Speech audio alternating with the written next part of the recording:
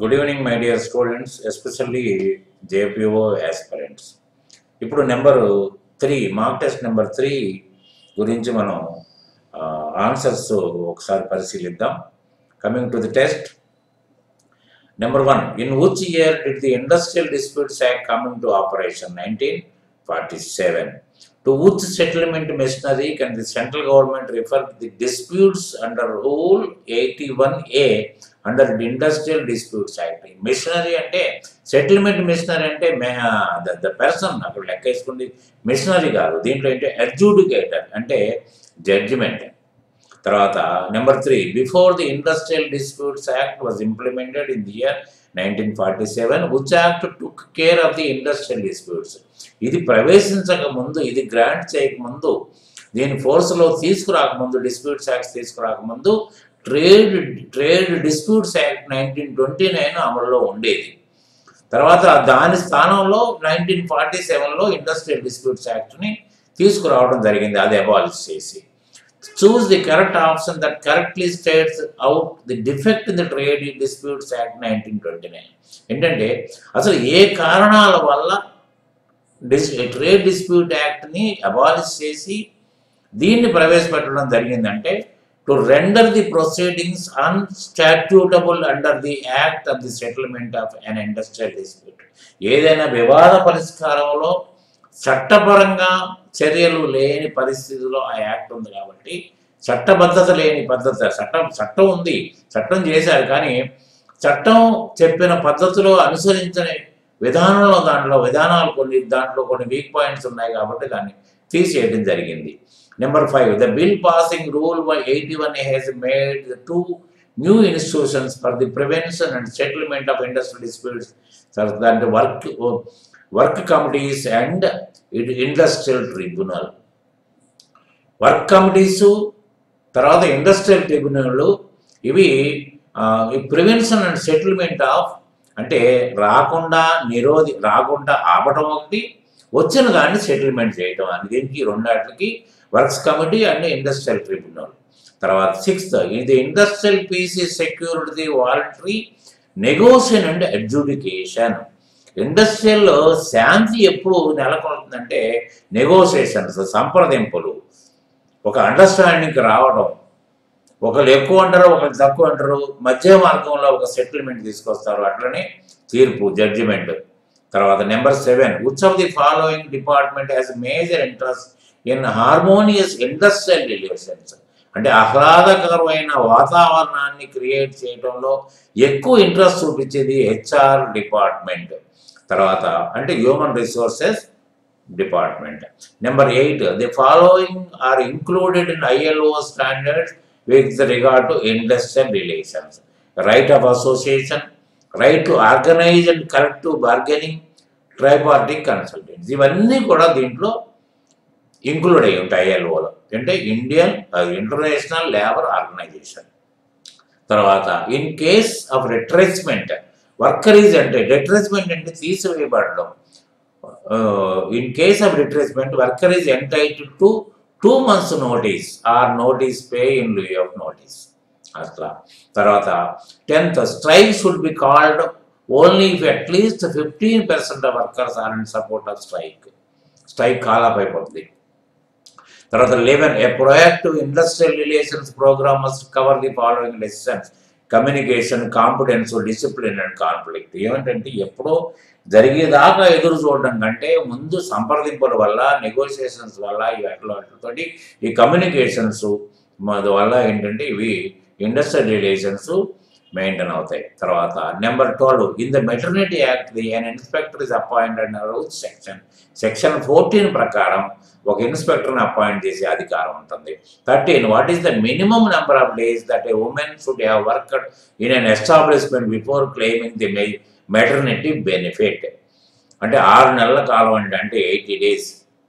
6 నెలల కాలం 80 days అంటే దాదాపు సుమారు ఒక 2 నెలల మీద 20 రోజులు పనిచేసినట్టయితే మాత్రమే ఈ మెటర్నిటీ బెనిఫిట్ని క్లెయిమ్ చేయడానికి ఛాన్స్ ఉంటుంది. తర్వాత what is the maximum period which any women is entitled for maternity benefit అంటే 26 వారాలు, అంతకుముందు 12 వారాల్లో ఉన్నది అమెండ్మెంట్ ప్రకారం 26 వీక్స్ వచ్చింది. తర్వాత 15 the maternity benefit acts objectives were achieved by the enactment of employees state insurance act 1948 ESI వల్లనే ఇది objectives were achieved by the enactment of act. తర్వాత 16 section 10 discusses about the leave for illness arising out of pregnancy. అంటే pregnancy illness arising out of pregnancy, గర్భిణిగా ఉన్నప్పుడు రోగగ్రస్తురాలు అయితే section 10లో దీని యొక్క స్థితిగతులని డిస్కస్ చేయడం జరిగిందనేది నిజం. 17 state the objectives of the military benefit act. అంటే వాళ్ళ యొక్క ఏంటి దీంట్లో ఉద్దేశం ఏంటి, మెటర్నిటీ బెనిఫిట్ యాక్ట్లో యొక్క ఉద్దేశం ఏంటంటే to regulate the employment of women workers in such establishment for certain period before and after child birth. ఏంటంటే దీంట్లో ఆబ్జెక్టివ్ ఏంటంటే ఒక ఉమెన్ వర్కర్ ఉన్నప్పుడు ఆమెను ప్రెగ్నెన్సీ ముందు బిఫోర్ డెలివరీ డేట్ డిక్లేర్ అయిన తర్వాత ముందు సగం తర్వాత సగం ఈమె లీవ్ తీసుకోవడానికి అవకాశం ఉంది. ఎందుకంటే చైల్డ్ గురించి పుట్టబోయే బిడ్డ గురించి తగిన శ్రద్ధ తీసుకోవాలి, ఆరోగ్యరీత్యా తగిన శ్రద్ధ తీసుకోవాలి. కాబట్టి ఏంటంటే ఆ విధమైన లీవ్ని అంటే ఆ ఉమెన్ వర్కర్ని ఆ విధంగా సేఫ్ గార్డ్ చేయడం కోసం ఈ యాక్ట్ని తీసుకురావడం జరిగింది. 18 as for section 18 if an employer discharges or dismisses women during or on account of her absence from work during the maternity leave then what is the punishment based by the employer. ఒకవేళ కనుక ఈ maternity లీవ్లో ఉండి తీసేయడం కానీ లేకపోతే if an employer discharges or dismisses a women during the తీసేయడం కనుక జరిగితే ఆ employer will be punished with 3 months or more and will extend to 1 year imprisonment ఉంది దాంట్లో. 19 as for section 9 for how many weeks a women is entitled for in case of a miscarriage. అంటే గర్భస్రావం అయితే అంటే before అంటే 9 మాసాలు నిండక ముందు కనుక గర్భస్రావం అయిన సందర్భంలో 6 వారాలు అంటే గర్భస్రావం అయిన తర్వాత, అంతే కదా ముందుగా ఇప్పుడు గర్భస్రావం అంటే నెలలు నిండక ముందు జరిగేది గర్భస్రావం 3 నెలల్లో జరగవచ్చు, 2 నెలల్లో జరగవచ్చు. కాబట్టి 6 వారాలు లీవ్ని తీసుకునే హక్కు సెక్షన్ 9లో చెప్పడం జరిగింది. తర్వాత section 19 describes the application of the employer under the maternity benefit act. Section 19లో చెప్పడం అయింది అప్లికేషన్ ఆఫ్ ది ఎంప్లాయర్ ఏం పాటించాలనేది. తర్వాత సెక్షన్ 21లో as for section 94 of the factories act a person who repeats an offense he shall be punishable with an imprisonment for a term which may extend up to 3 years or 2 lakhs and fine shall not and which shall not be less than 10,000 but which may extend up to 2 lakhs. 10,000 రూపాయలు తక్కువ కాకుండా seriousness అయితే 2 లక్షల వరకు 3 సంవత్సరాలు jail శిక్ష ఇవ్వాలి. ఏంటంటే రిపీటెడ్గా తప్పులు చేసుకుంటూ పోతా ఉంటే ఈ యాక్ట్ దానికి ఇది కానివ్వద్దు, ముందు అతను పనిషబుల్ అవుతాడు అతను. తర్వాత 22 which of the following is an obligation of the employer is as mentioned in the Factories Act. What is obligation of the employer ఏంటి? Provide all benefits and facilities to the workers regarding annual leave, weekly holidays and extra wages for overtime, washing, first aid, canteens, crèches, rest and lunch rooms. ఇవన్నీ ఏర్పాటు చేయాల్సిన application ఎంప్లాయర్కి ఉంటుంది factories యాక్ట్లో, గుర్తుపెట్టుకోండి. He has to arrange everything. ఏ విధమైన అసౌకర్యము పనిచేసి వర్కరు కలవకుండా ఇవన్నీ తీసుకోవాల్సిందే. తర్వాత 23rd fitness certificate granted under subsection 2 of the act is valid for how many months? 12 months.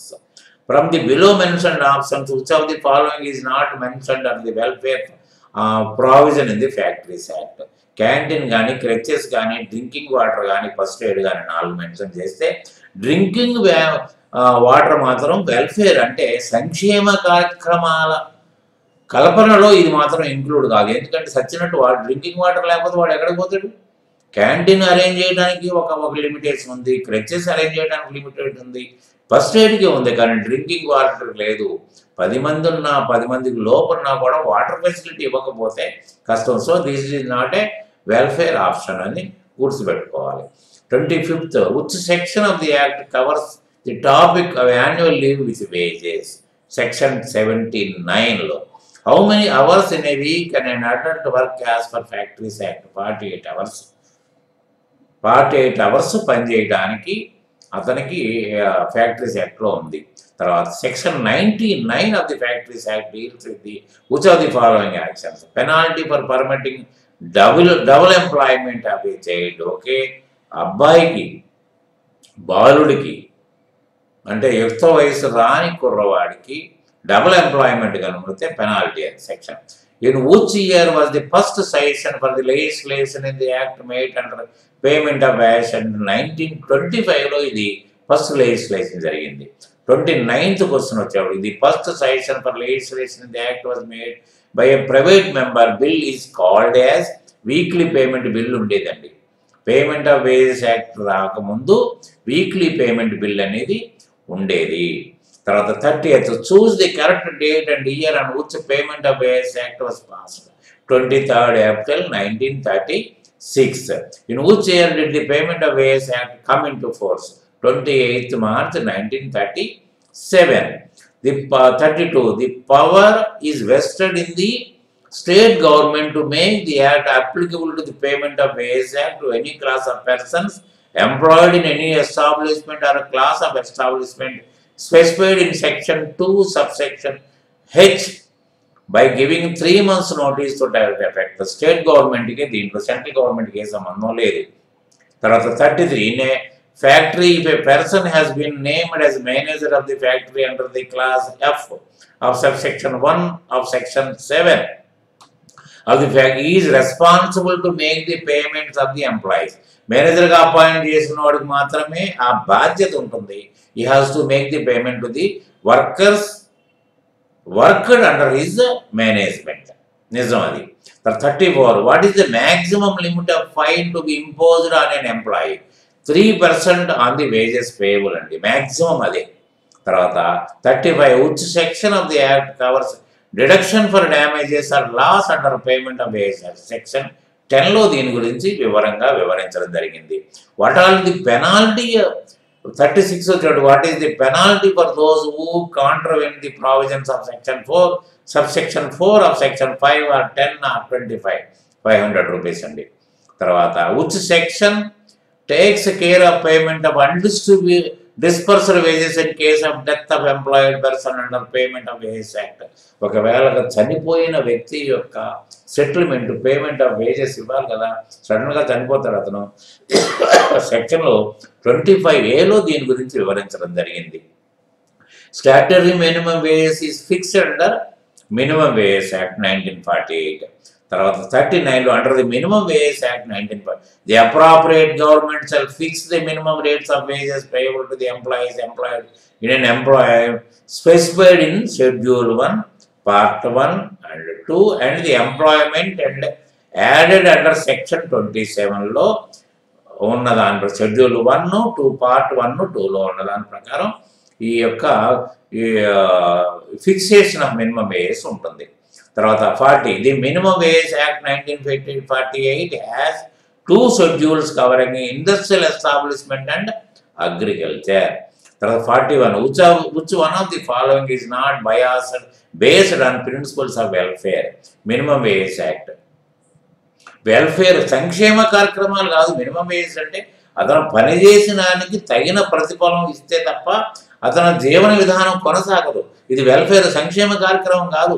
అతను పనిచేస్తున్నాడు, మనం జీతం ఇవ్వాల్సిన పరిస్థితి ఉంది, అది కూడా తగినంత మూల్యం ఇవ్వాల్సిన అవసరం ఉంది. కాబట్టి మినిమం వేజ్ యాక్ట్ కానీ ఇది వెల్ఫేర్ యాక్టివిటీ కాదు. 42, which of the following legislations apply to unorganized sector workers in India? Minimum wage act, child labour, contract labour ఇవన్నీ కూడా దీంట్లో ఉన్నాయి. 43, under the minimum wage act which of the following cannot be appointed by the appropriate government by notification under the official gazette for deciding claims arising out of payment of less than minimum rates of wages and an officer not less than the rank of district magistrate. తర్వాత 44, what are the methods mentioned in section 5 of the Minimum Wage Act 1958 48 for fixation and revision of minimum wage? Committee method and notification method అండి. ఒక committee వాళ్ళ observation ఇచ్చిన దాని ప్రకారం తర్వాత notification మెథడ్లోనే దీన్ని minimum wages act fixation revision జరుగుతుందండి. 45 to provide guidelines for wages structures in the country. Tripartite commission the committee for fair wages was constituted on 1948. తర్వాత 46 under this act the appropriate governments have the power to notify any employment where 1000 or more number of employees are working in schedule of employment to fix the rate of minimum wage act లో ఇది ఉంటుందండి. తర్వాత 47 which section of the act provides for penalties for certain offences under minimum wage act అంటే section 22. 48లోకి వచ్చేటప్పటికి which section of the minimum wage act 1948 provides for exemption of the employer from liability in certain cases. ఏమంటే ఎన్ని ఉన్నా కూడా కొంత మినహాయింపు ఉంటుంది. ఏంటంటే అతను డ్యూటీస్ నిర్వహణలో కాస్త మినహాయింపులు ఉంటుంది. ఆ మినహాయింపులు సెక్షన్ 23లో పొందుపరచడం జరిగింది. 49 if an employee willingly signs a contract with his employer for payment of wages less than fixed, would it contravene any provision of the act? అంటే ఉద్దేశపూర్వకంగా లోభాయకరతనంగా ఒక యాజమాన్యంతో అండర్స్టాండింగ్ వచ్చి పర్వాలేదు సార్ నాకు ఎంత ఇచ్చినా పర్వాలేదని ఒక అండర్స్టాండింగ్లోకి వచ్చి అగ్రిమెంట్లోకి ఎంటర్ అయితే అది చట్ట విరుద్ధం అవుతుంది. తర్వాత last one is does the state government have the power to add any employment to the schedule. షెడ్యూల్లో ఇంకేదన్నా యాడ్ చేయడానికి ఏదన్నా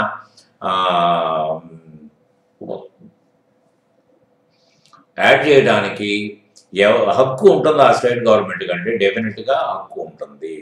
కాబట్టి ఏంటంటే by this we came to an end the point number 50.